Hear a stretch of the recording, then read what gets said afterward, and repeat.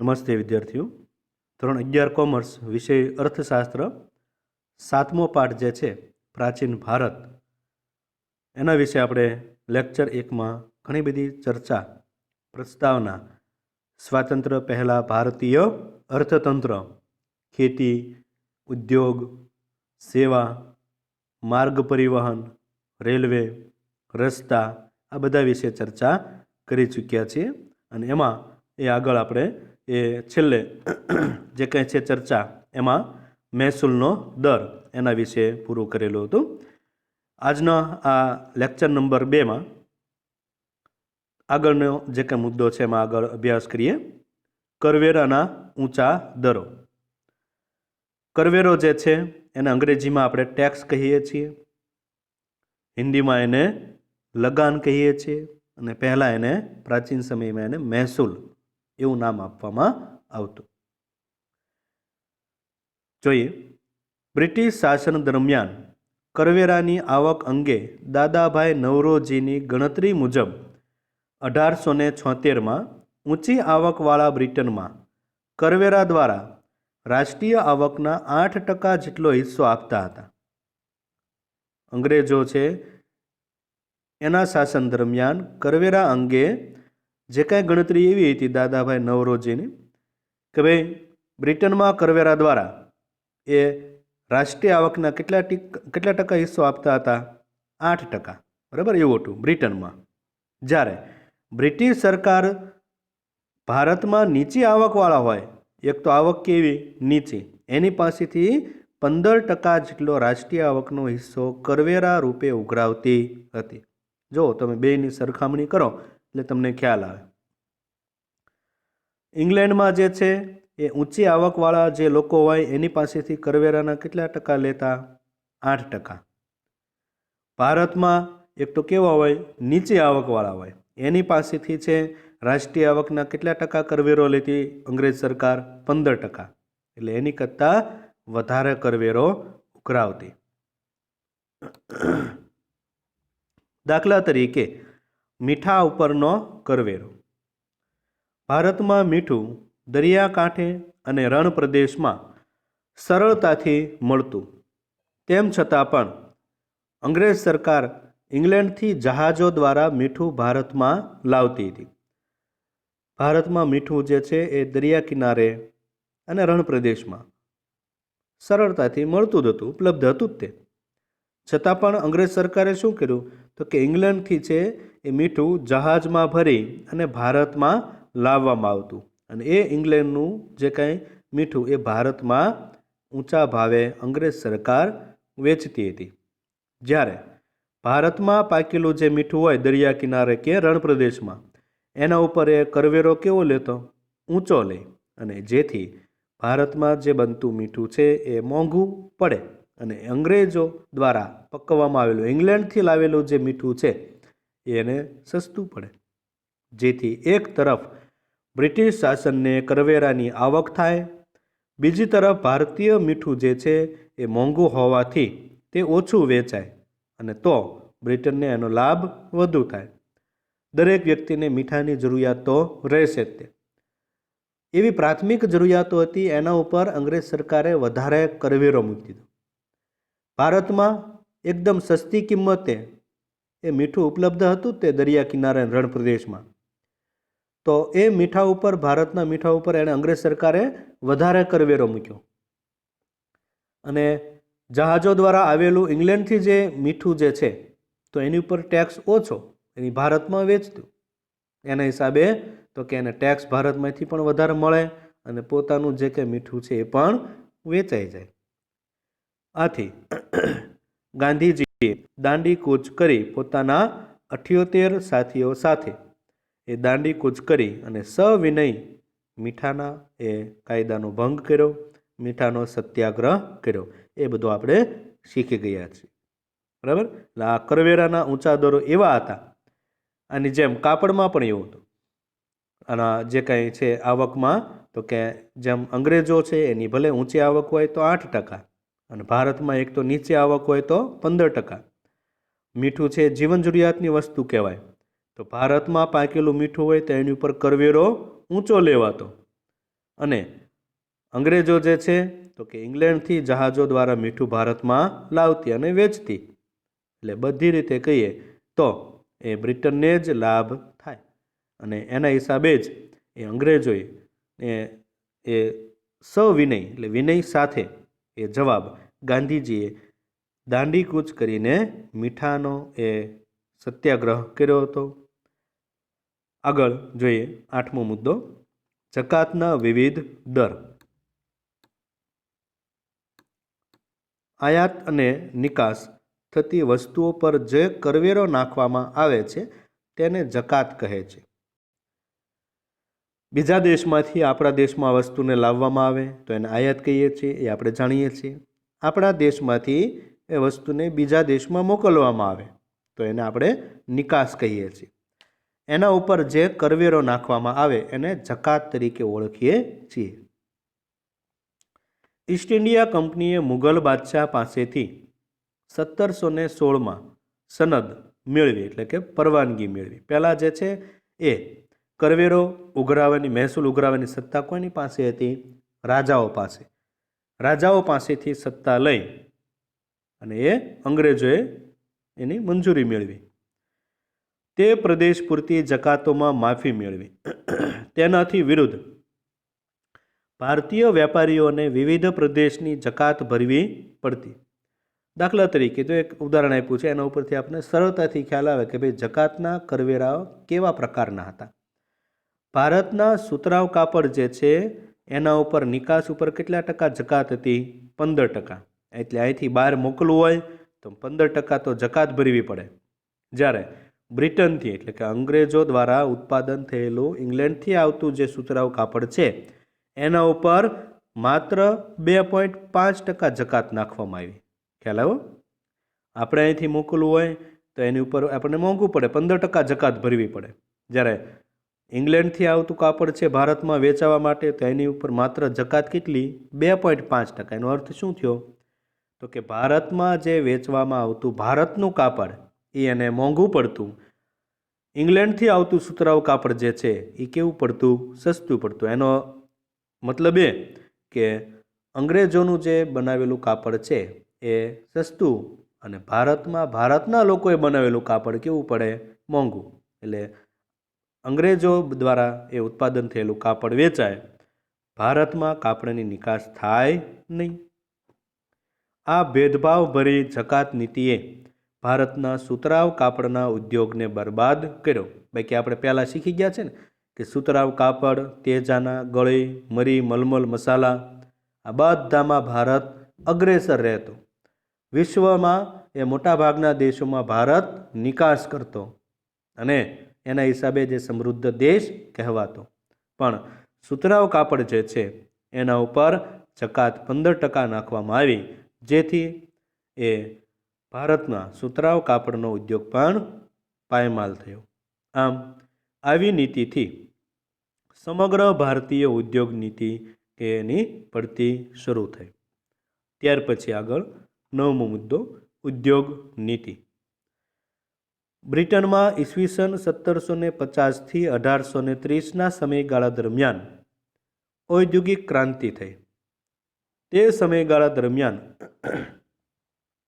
British East India company કે જેની સ્થાપના 1600માં થઈ, ભારતમાં સત્તા સ્થાપિત કરવાની શરૂઆત કરી દીધી હતી. જ્યારે ઈસવીસન 1858 સુધીમાં તો દેશનો ઘણો ભાગ એ અંગ્રેજોના શાસન હેઠળ આવી ગયો હતો. પહેલાં તો એને વેપારમાં જ રસ દાખવ્યો. ધીમે ધીમે છે એની સાથે જે પ્રતિસ્પર્ધી હતા એટલે કે ડચ લોકો, ફ્રેન્ચ લોકો, પોર્ટુગીઝો એ બધા ઉપર સર્વોપરી થયા. લશ્કરનો, રાજકીય સત્તાનો એ પ્રયોગ કરી અને ભારતમાં પોતાની સત્તા સ્થાપિત કરી. અને મોટાભાગનો હવે એ જે કાંઈ પ્રદેશ છે ભારતનો એ હવે અંગ્રેજોના શાસન હેઠળ આવી ગયો હતો. જેથી બ્રિટિશ શાસન હેઠળના ભારતીય વિસ્તારોમાં બ્રિટિશ સરકારે બ્રિટનની ઉત્પાદિત વસ્તુઓ વધુને વધુ વેચાય તેવી નીતિ અપનાવી હતી.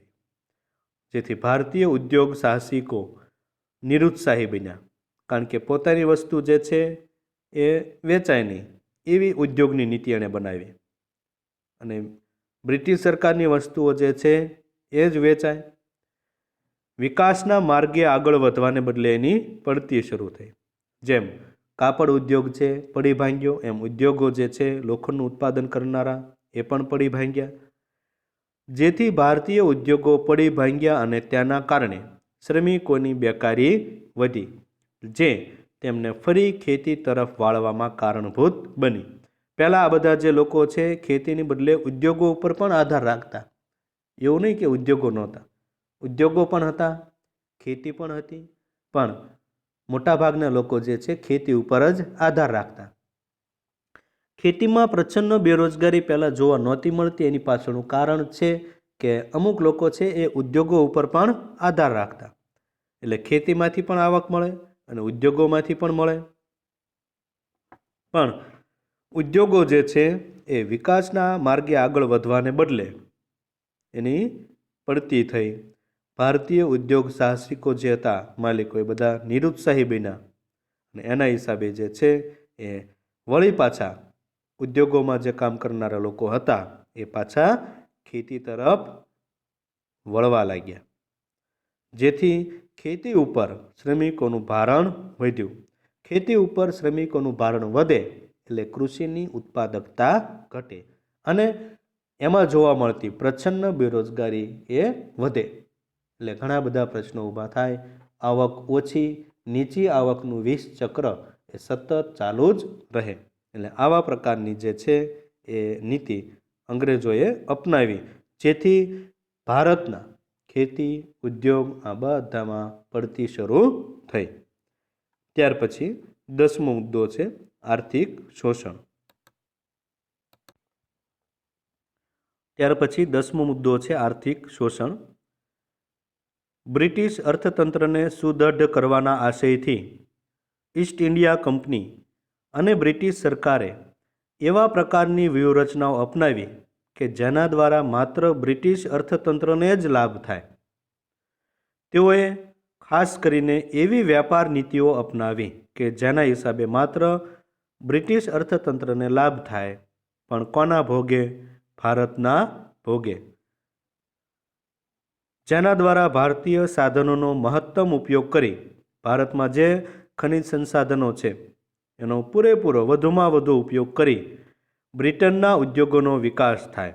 ટૂંકમાં કહેવાનો અર્થ એ કે ભારતના ભોગે બ્રિટનની એ પ્રગતિ શરૂ થઈ અને ભારતના ઉદ્યોગો અને ખેડૂતોની અવનતિ શરૂ થઈ.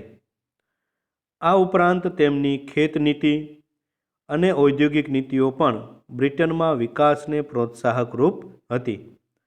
જેમ કે ભારતના ભોગે બ્રિટિશ ઉદ્યોગોને જરૂરી કાચો માલ મળી રહે એ હેતુથી ભારતીય ખેતીનું વેપારીકરણ કરવામાં આવ્યું, જેથી બ્રિટિશ અર્થતંત્રને અનુકૂળ વસ્તુઓ અને સેવાઓ મળી રહે.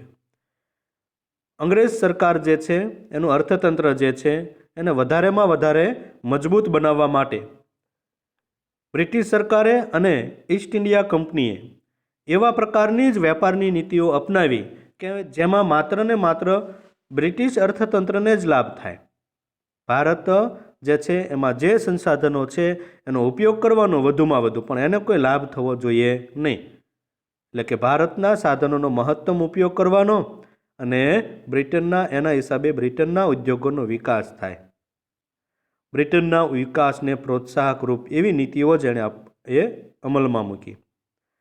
ભારતના ભોગે તો કે ભાઈ ઇંગ્લેન્ડ જે છે એના ઉદ્યોગોને જરૂરી કાચો માલ મળી રહે એ હેતુથી ભારતીય ખેતીનું વ્યાપારીકરણ કર્યું. એટલે કે માનો કે ઉદાહરણ તરીકે ઇંગ્લેન્ડમાં કાપડ બનાવવાનું હોય તો ઇંગ્લેન્ડમાં કાપડ બનાવવા માટેનો જરૂરી કાચો માલ કપાસ એ ભારતમાંથી સસ્તી કિંમતે અંગ્રેજો ખરીદી લે અને એ ક્યાં મોકલે?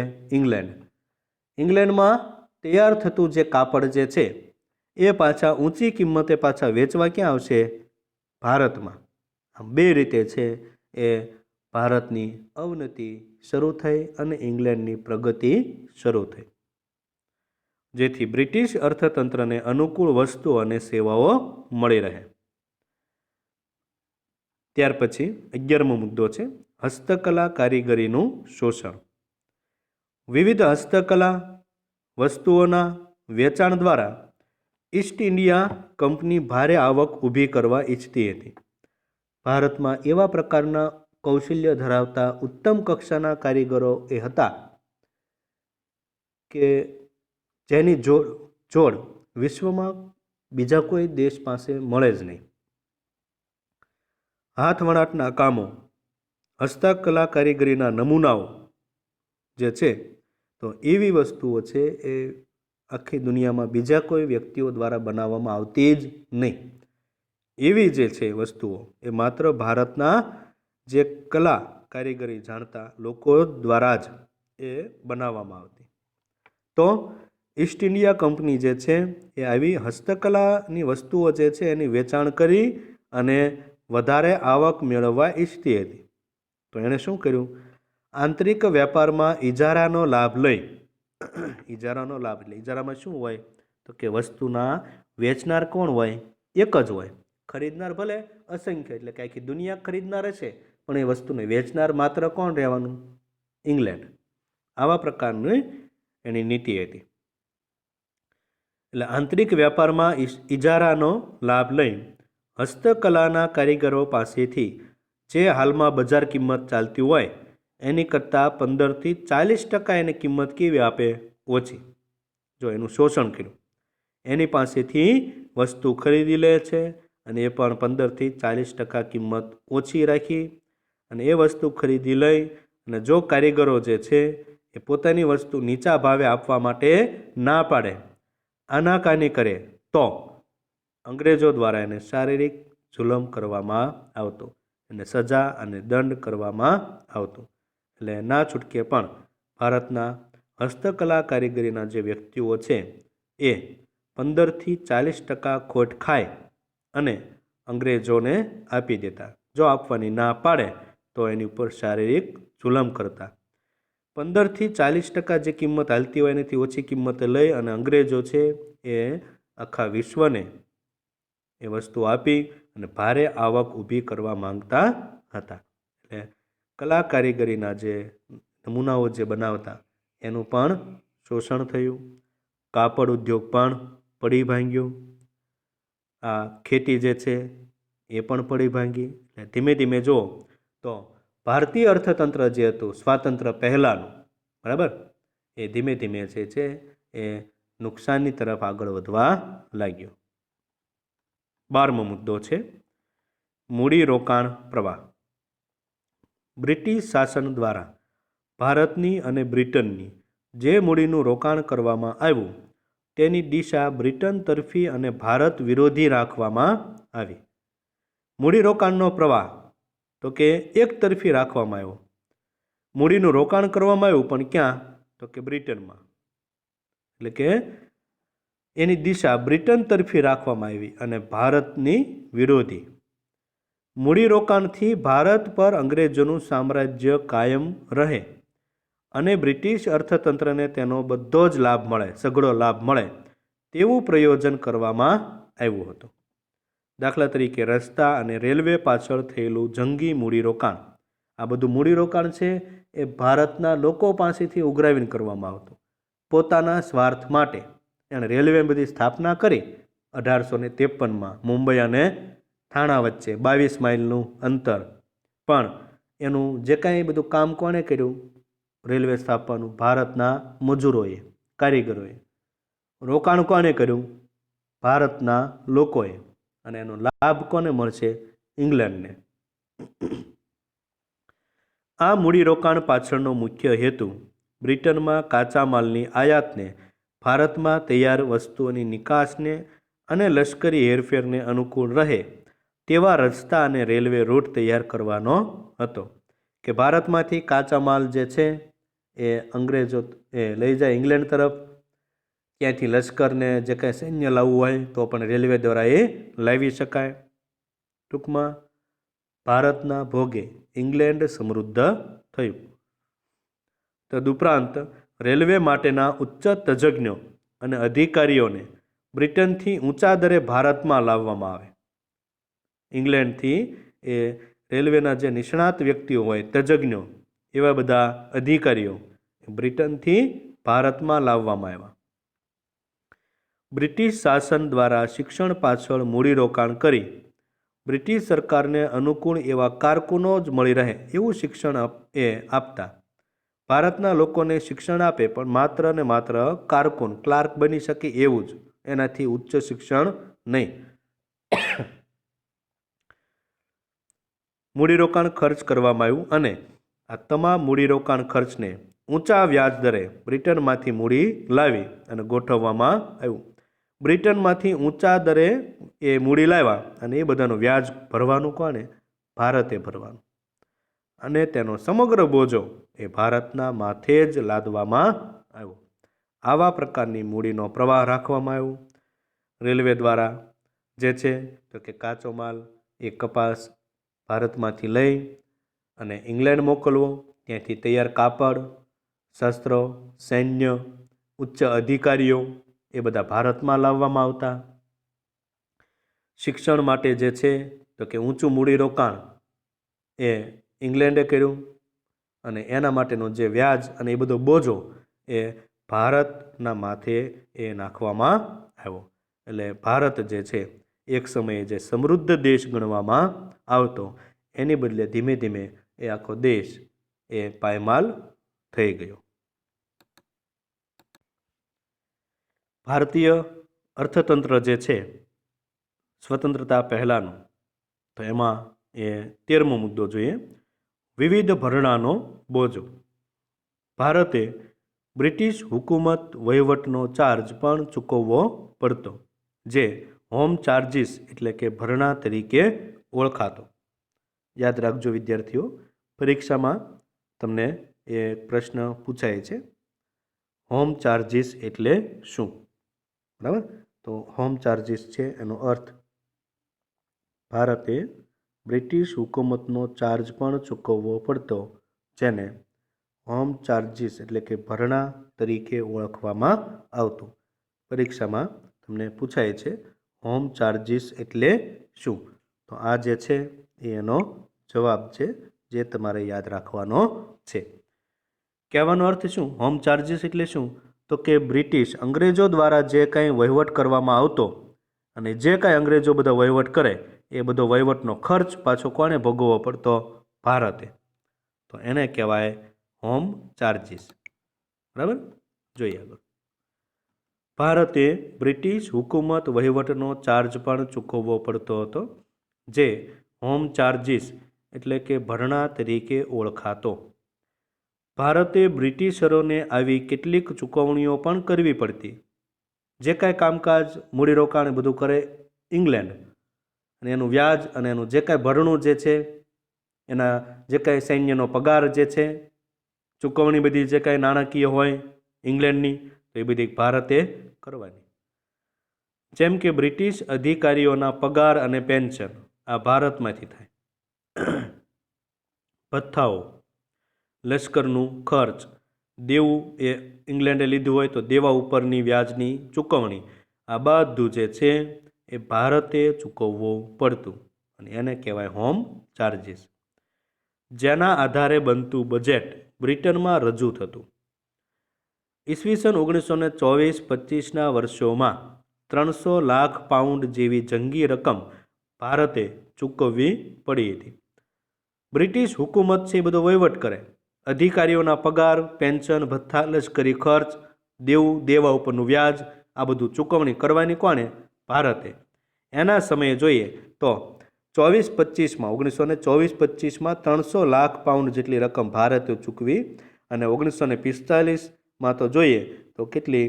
છેલ્લે 1350 લાખ પાઉન્ડ થવા પામી હતી. એટલે ભારત જે સમૃદ્ધ રાષ્ટ્ર ગણાતું, એની બદલે ઇંગ્લેન્ડે એ ભારતને સાવ ગરીબમાં ગરીબ એ રાષ્ટ્ર કરી નાખ્યું. આવી વિશિષ્ટ ચૂકવણીઓને આધારે ભારત ગરીબ અને ભારતના ભોગે બ્રિટન એ ધનવાન બની ગયું. અને છેલ્લે જોઈએ તો 15મી ઓગસ્ટ 1947ના રોજ અંગ્રેજો જ્યારે ભારત છોડીને ગયા, ત્યારે ભારતમાં જે પહેલાં સમૃદ્ધ હતું ને, ખેતી, ઉદ્યોગ અને વેપાર, તો એની સ્થિતિ જે છે એ ભારે કંગાળ જોવા મળી.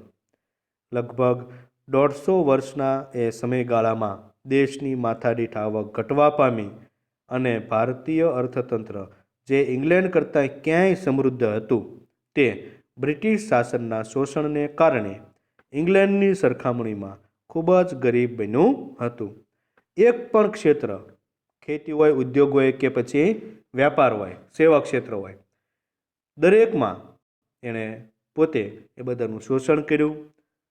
કાપડ હોય, ગળી હોય, તેજાના, મરી, મલમલ, મસાલા, લોખંડનો ઉદ્યોગ હોય, હસ્તકલા કારીગરી હોય, દરેક એ ઉદ્યોગ ધંધા લોકોનું શોષણ કરી છેલ્લે જ્યારે અંગ્રેજો એ ભારતમાંથી 15મી ઓગસ્ટ 1947માં ગયા ત્યારે એ ભારતમાં ખેતી, ઉદ્યોગ અને વ્યાપારની બહુ કંગાળ સ્થિતિ હતી.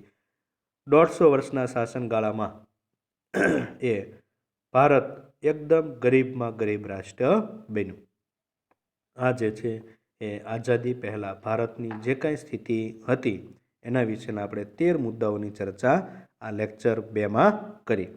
હવે પછીનો આગળ લેક્ચર 3માં એ આપણે એ સ્વાતંત્ર્ય પછીનું જે કાંઈ ભારતીય અર્થતંત્ર છે એની ચર્ચા કરીશું. બરાબર? દરેક વિદ્યાર્થી છે એ લેક્ચરને વારંવાર રિપીટ કરશે. આજનો લેક્ચર અહીં સુધી આપણે રાખીએ.